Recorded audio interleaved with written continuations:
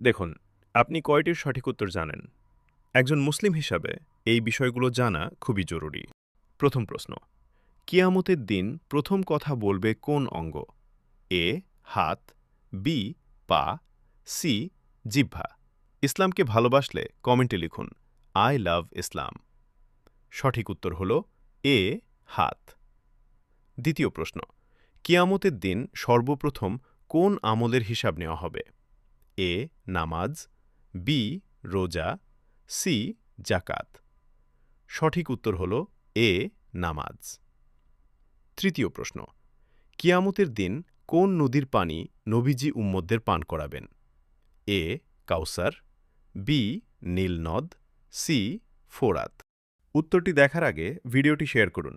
আপনার একটি শেয়ার অনেক মানুষের উপকারে আসতে পারে এবং আপনি পাবেন সাদাকায়ে জারিয়ার সওয়াব ইনশাআল্লাহ। সঠিক উত্তর হল এ. হাউজে কাউসার। আপনি কয়টি প্রশ্নের উত্তর দিতে পেরেছেন? কমেন্টে জানাতে ভুলবেন না।